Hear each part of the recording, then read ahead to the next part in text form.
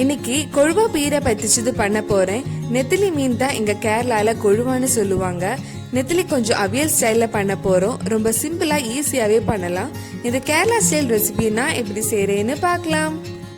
ஒரு மிக்சி ஜார்ல தேங்காய், பச்சை மிளகாய், வெங்காயம் எல்லாம் போட்டு கொஞ்சம் அரைக்கலாம். நான் 1/2 கப் தேங்காய் எடுத்திருக்கேன். கொஞ்சம் சின்ன உள்ளியும் பூண்டும், 5 பச்சை மிளகா, 1 பீஸ் இஞ்சி, 1/2 டேபிள் ஸ்பூன் மஞ்சள் பொடி, 1/2 டேபிள் ஸ்பூன் மிளகாய் பொடி போட்டு 2 செகண்ட் மிக்சியில அரைக்கலாம். கொஞ்சம் தண்ணி ஆட் பண்ணி மறுபடியும் மிக்சியில 2 செகண்ட் அரைக்கலாம். ரொம்ப பேஸ்ட் மாதிரி அரைக்க கூடாது. மண் சட்டியில மீன் வச்சாலே ஒரு தனி டேஸ்ட் தான். நான் 1/2 கிலோ நெத்திலி மீன் எடுத்திருக்கேன். அது கூட நம்ம அரைச்சு வச்ச தேங்காய் போடலாம். 1 பீஸ் கொடம்புளி எடுத்திருக்கேன். 1/4 கப் கிட்ட தண்ணி இது கூட ஆட் பண்ணலாம்.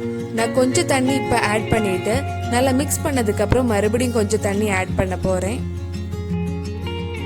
கொஞ்சம் கறிவேப்பிலையும் தேங்காய் எண்ணெயும் ஊத்திட்டு தேவையான அளவு உப்பு போட்டு நல்லா மிக்ஸ் பண்ணலாம்.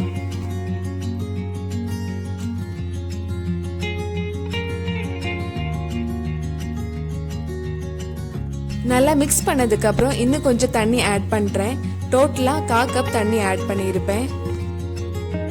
இது நம்ம இனி 10-15 நிமிஷம் க்ளோஸ் பண்ணி மீடியம் ஃப்ளேம்ல வேக வைக்கலாம்.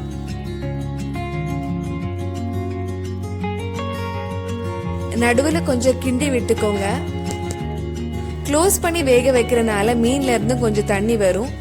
மீன் கொஞ்சம் வெந்ததுக்கு அப்புறம் மூடி வைக்க வேண்டாம். லோ ஃப்ளேம்ல அந்த தண்ணி கொஞ்சம் வத்துற வரைக்கும் இருக்கட்டும். தண்ணி எல்லாம் வத்தி மீன் நல்லா வெந்திருக்கு. கடைசியா டேஸ்ட்காக கொஞ்சம் தேங்காய் எண்ணெயும் நல்ல ஸ்மெல்க்காக கொஞ்சம் கறிவேப்பிலையும் ஆட் பண்ணியிருக்கேன். டேஸ்டியான கேரளா ஸ்டைல்ல கொழுவா பீரை பத்திச்சது ரெடி ஆயிடுச்சு. நீங்களும் கண்டிப்பா உங்க வீட்ல இது ட்ரை பண்ணி பாருங்க.